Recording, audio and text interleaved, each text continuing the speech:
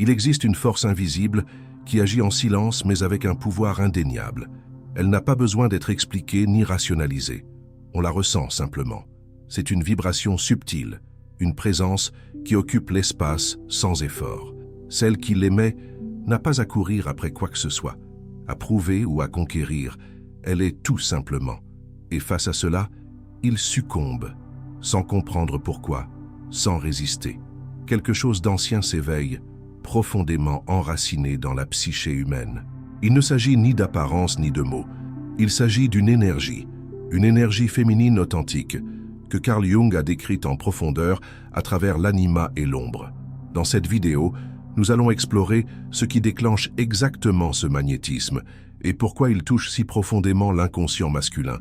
Si vous avez déjà senti qu'un mystère flottait dans l'air lorsqu'une certaine femme entrait dans une pièce, vous êtes sur le point de comprendre pourquoi. Commentez ci-dessous, je choisis d'irradier l'énergie féminine qui transforme tout autour de moi. Dans la psychologie analytique de Carl Jung, l'énergie féminine n'est pas définie par le genre, mais par une qualité archétypale qui habite chacun de nous. L'anima chez l'homme est l'aspect réceptif de la psyché en général. Cette énergie incarne la connexion à l'inconscient, l'intuition, la sensibilité, la fluidité, la nutrition et le mystère. Lorsqu'une femme accède à cette essence et l'irradie authentiquement, elle suscite chez l'autre, notamment chez l'homme, une réponse inconsciente, profonde, presque mystique. Il est attiré non seulement par l'aspect physique, mais par quelque chose de bien plus ancestral, le souvenir intérieur du féminin primordial. Jung évoque également la projection, qui se produit lorsqu'un homme projette inconsciemment son anima non intégré sur une femme extérieure. Si elle est en phase avec cette énergie, elle devient comme un miroir enchanté, reflétant pour lui son propre âme oubliée. C'est alors qu'il tombe, pas à cause d'elle, mais à cause de ce qu'elle éveille en lui. L'ombre féminine, quant à elle, contient toute la puissance non exprimée ou réprimée de cette énergie. Intensité, séduction, pouvoir créatif et destructeur. L'intégrer est essentiel pour éviter qu'elle ne se manifeste de manière déformée ou manipulatrice. Lorsqu'une femme reconnaît et intègre son ombre, sa présence devient irrésistiblement magnétique, car elle émane la vérité. Le processus d'individuation, cœur de la psychologie jungienne, exige l'intégration des pôles internes, masculins et féminins, afin que la psyché atteigne sa maturité. Une femme qui chemine dans cette voie devient entière, et c'est précisément cette plénitude qui captive de façon presque inexplicable. Elle n'a pas besoin de conquérir. Elle existe dans sa totalité, et cela suffit. Il existe une dimension de l'énergie féminine qui ne se mesure ni par les actions, ni par les gestes, ni par les paroles. Elle se manifeste comme une présence silencieuse, mais profondément ressentie, capable de franchir les défenses les plus solides de l'inconscient masculin. Jung comprenait cette manifestation comme l'activation de l'anima, l'archétype du féminin à l'intérieur de l'homme. Lorsqu'un homme rencontre une femme profondément connectée à son essence féminine, il n'interagit pas seulement avec une personne. Il retrouve une part de lui-même qui avait été oubliée, réprimée ou idéalisée. Cette présence silencieuse n'est ni passive ni soumise. Bien au contraire, elle porte une force archétypale, un pouvoir ancestral qui réside dans la profondeur et la réceptivité. La femme qui ne cherche pas à se mettre en avant, mais qui reste fidèle à sa vibration intérieure, dégage une confiance perceptible dans le champ subtil. Jung soulignait que l'inconscient réagit aux symboles, et l'énergie féminine authentique est en elle-même un symbole vivant, un emblème qui parle directement à l'âme. Il est essentiel de comprendre que l'inconscient masculin, en reconnaissant cette énergie, ne le fait pas de façon rationnelle. Il réagit avec fascination, enchantement et souvent confusion. Cette réaction survient parce que l'anima, lorsqu'elle est projetée sur une femme réelle, semble porter toutes les qualités que la conscience masculine ignore: sensibilité, mystère, intuition, acceptation. La femme qui accède à cette essence n'a même pas à dire « regarde-moi ». Son aura le fait pour elle. Son énergie agit comme un véritable sort archétypal, activant en l'homme des images internes endormies. Mais cette influence ne se contrôle pas et ne se force pas. La véritable présence silencieuse naît d'un retour à soi. Une femme qui ne cherche pas à remplir les attentes extérieures, qui ne s'efforce pas d'être autre chose que ce qu'elle est, et qui se sent à l'aise dans sa vulnérabilité et son pouvoir, devient l'incarnation vivante du féminin archétypal. Cela produit un impact direct sur l'inconscient masculin, car il pressent, sans forcément comprendre, qu'il est face à quelque chose de sacré, d'ancien, de véritable. L'homme ne pourra peut-être jamais expliquer pourquoi il se sent attiré par cette femme. Il sait seulement que quelque chose en elle résonne en lui. C'est comme s'il était guidé, malgré lui, sur un chemin intérieur vers son propre être. Ce mouvement inconscient menace la rigidité de l'ego masculin, car il exige l'abandon. Beaucoup d'hommes résistent d'abord à cet appel. Certains s'y abandonnent sans le comprendre, mais tous partagent la même expérience. Cette présence silencieuse heurte ce qu'aucun raisonnement logique ne peut atteindre. Cette force ne réside ni dans le contrôle, ni dans la séduction, ni dans la manipulation. Elle découle d'un alignement intérieur profond. La femme qui émet cette énergie n'a pas besoin d'être remarquée. Elle est simplement là, et cette présence suffit. L'absence de besoin d'approbation extérieure crée un champ magnétique. Son attention au moment présent, son silence chargé de sens, son écoute authentique, tout agit comme des signaux inconscients qui activent des images intérieures chez l'homme qui l'observe ou interagit avec elle. Carl Jung affirmait que l'inconscient se manifeste par des images et des sensations. L'énergie féminine, lorsqu'elle est sincère, engendre en nous des visions de beauté, de sécurité, de profondeur et de connexion au mystère. Ces visions éveillent le désir d'union, non pas comme perte d'identité, mais comme souvenir archétypal de la totalité. L'homme en contact avec cette énergie éprouve l'envie de rentrer à la maison, non pas une demeure physique, mais le centre de son âme. C'est pourquoi cette présence silencieuse est si puissante. Elle n'a pas besoin de bruit ni de validation.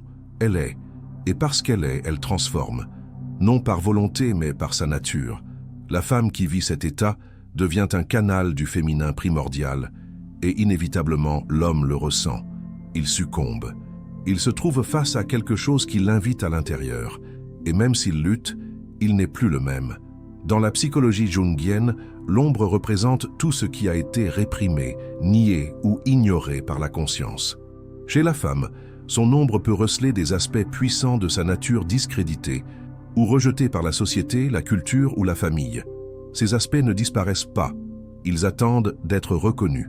Ignorés, ils se manifestent de façon déformée, réactions disproportionnées, comportements d'auto-sabotage ou relations de dépendance affective. Mais lorsque la femme embrasse son ombre avec courage, elle accède à une puissance transformatrice. Intégrer l'ombre est un acte de rédemption intérieure. C'est le moment où la femme cesse de chercher à l'extérieur ce qu'elle ne trouvera qu'au fond d'elle-même. Comme le disait Jung, on ne devient pas illuminé en imaginant des figures de lumière, mais en rendant consciente l'obscurité.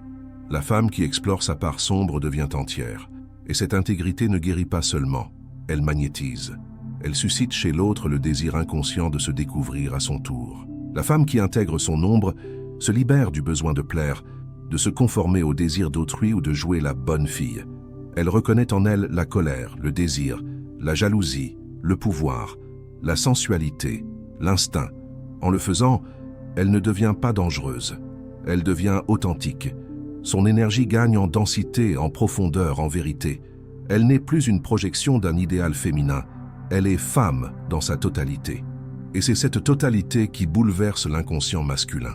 Contrairement à l'image superficielle de la femme idéale, dictée par les normes externes, la femme qui intègre son ombre véhicule un sentiment de vérité. Elle ne se cache pas derrière un masque. Elle n'aspire pas à la perfection. Elle connaît ses blessures et n'a pas peur de la souffrance de l'autre. Sa présence offre à l'homme la possibilité de déposer ses propres armures. Et cela, au niveau inconscient, est d'une puissance inouïe. Il ressent qu'à ses côtés, il peut cesser de jouer un rôle et simplement être. Cette femme, ayant fait le chemin intérieur, devient une guide silencieuse de profondeur. Elle n'enseigne pas avec des mots, mais par la manière dont elle habite son corps, ses émotions et son histoire. Elle n'a pas à contrôler ou manipuler pour se faire remarquer. Sa force réside dans l'authenticité de sa totalité. Cette intégrité est rare et précieuse, car elle suppose un véritable affrontement avec la douleur, les contradictions internes et les abîmes personnels. C'est précisément pour avoir traversé ces gouffres que sa présence est si transformatrice. L'intégration de l'ombre permet également à la femme de libérer un pouvoir créatif, souvent étouffé. Celui-ci s'exprime dans son interaction avec le monde, par l'art, la sensualité, la parole, le silence. Tout émane vitalité et densité. Elle n'est pas fragile bien que sensible.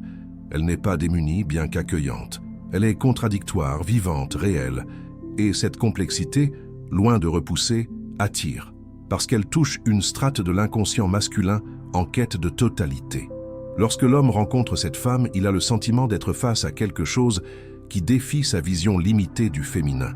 Il y perçoit non seulement de la beauté, mais de la profondeur, non seulement de la douceur, mais de l'intensité. Même s'il résiste au départ, il sent que quelque chose en elle l'appelle à une relation plus profonde avec lui-même et avec autrui. C'est comme si elle disait sans mots « Je vois tout ce que tu es, même ce que tu caches ». Et ce regard l'expose, le touche, le transforme. Ainsi, la femme qui se connaît en totalité n'a pas besoin de stratégie pour être aimée ou désirée. Son énergie, née de l'acceptation de la lumière et de l'ombre, devient un langage invisible qui transmet profondeur, vérité et puissance. Elle n'exige pas d'être vue, elle se voit. Et cela suffit pour que le monde, et plus particulièrement les hommes qu'elle croise, l'aperçoivent avec un regard neuf, non comme un idéal mais comme un mystère vivant. Devant ce mystère, aucune défense ne tient. Dans l'univers symbolique de la psychologie analytique de Carl Jung, l'archétype de l'anima représente le principe féminin dans la psyché masculine. Il s'agit d'un élément inconscient regroupant toutes les images et expériences du féminin intériorisées par un homme, non seulement à travers sa relation à la mère, mais aussi par la culture, les émotions réprimées, l'intuition oubliée, la sensibilité niée. Quand un homme rencontre une femme qui vibre en harmonie avec cette énergie archétypale, il ne la perçoit pas seulement comme une personne, il la voit comme l'incarnation vivante de ce qu'il aspire à retrouver en lui. C'est là que naît le magnétisme. L'énergie féminine authentique, non déformée par le besoin de contrôle, d'approbation ou de validation, porte en elle le pouvoir d'éveiller chez l'homme le désir inconscient de fusion, non seulement physique, mais psychique. Cette fusion n'est pas une perte d'identité, mais un appel à la totalité. Jung décrivait cet élan comme un mouvement vers l'individuation, où l'âme cherche à réintégrer ses aspects oubliés ou niés. Quand l'anima se projette sur une femme réelle, elle devient un symbole de complétude. Et l'homme touché par cette projection ressent pour elle une attirance sacrée. Cette attraction n'est pas rationnelle, elle ne naît pas de la logique, de l'apparence ou d'affinité superficielle. Elle émane de l'inconscient, de l'âme. Il a le sentiment que cette femme détient une clé, une porte, une réponse. Et bien souvent, cette réponse n'a même pas de nom. C'est un appel silencieux, une vibration qui réveille des souvenirs intérieurs insoupçonnés. Il n'est pas rare qu'un homme dise « Il y a en elle quelque chose que je ne parviens pas à expliquer, mais qui me captive, m'attire ». Cette force, c'est l'anima, plus précisément, la façon dont elle se manifeste chez cette femme. Le magnétisme féminin est intimement lié à l'authenticité. La femme qui vit selon son intuition, qui connaît sa lumière et son ombre, qui s'autorise à ressentir, accueillir et exprimer la vérité, active chez l'autre une résonance archétypale. Elle incarne le mystère, la profondeur, le sacré féminin. C'est ce sacré que l'homme cherche, même inconsciemment.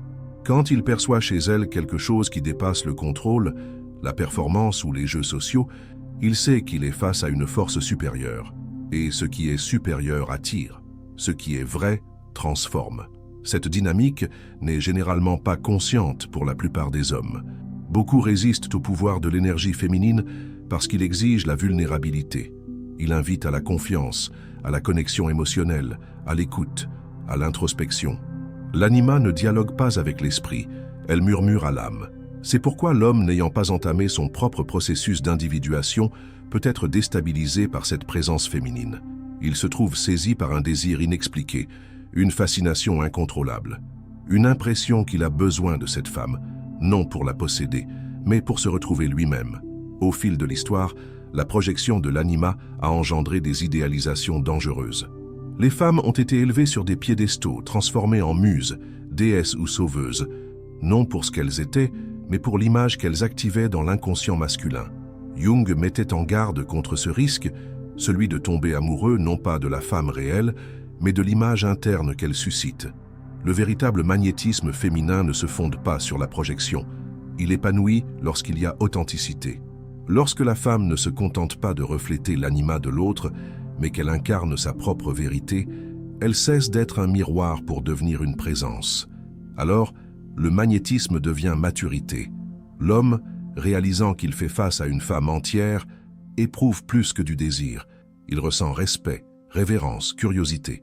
Il est intérieurement invité à poursuivre sa propre complétude. Le désir de fusion qu'elle éveille n'est plus besoin, mais élan d'évolution.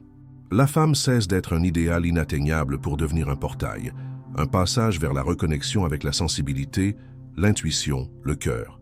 L'archétype de l'anima, lorsqu'il est bien compris, révèle que la puissance de l'énergie féminine ne réside pas dans la séduction mais dans l'éveil. L'homme rencontrant cette énergie ne se contente pas d'être attiré, il est convoqué. Il ne sait pas pourquoi, mais une part de lui répond. Et c'est cette réponse qui transforme. Non parce qu'elle a fait quelque chose, mais parce qu'elle est. Et être dans le monde intérieur est le plus haut degré de magnétisme qui puisse exister. La femme entière n'est pas celle qui se veut parfaite, mais celle qui a reconnu son imperfection et a choisi de s'aimer malgré tout. Ce n'est pas une figure idéalisée, éloignée de la réalité, mais une présence forgée par l'acceptation de toutes ses parts, lumière et ombre, force et fragilité, clarté et chaos. Pour Jung, la véritable individuation advient lorsque l'être humain cesse de vivre fragmenté et intègre toutes ses couches. Lorsque la femme atteint cette maturité psychique, elle devient magnétique pour une raison simple. Elle ne cherche plus à se compléter par l'autre. La plénitude intérieure est l'état le plus puissant qu'une femme puisse manifester, et c'est précisément cela qui déconcerte et fascine l'inconscient masculin. Elle n'a pas besoin de conquérir ni de courir après. Son énergie parle d'elle-même. Le masculin, lorsqu'il rencontre ce féminin qui n'a pas besoin de lui pour se sentir entière, se voit invité à réévaluer ses propres élans. Il existe quelque chose de profondément à la fois défiant et attirant dans la présence de quelqu'un qui n'a pas besoin d'être choisi pour se sentir digne. Cette femme s'est déjà choisie, elle s'est déjà embrassée, elle est déjà posée en elle-même. La femme entière est centrée. Cela ne signifie pas qu'elle n'éprouve pas d'émotions intenses, de désir, de peur ou d'insécurité.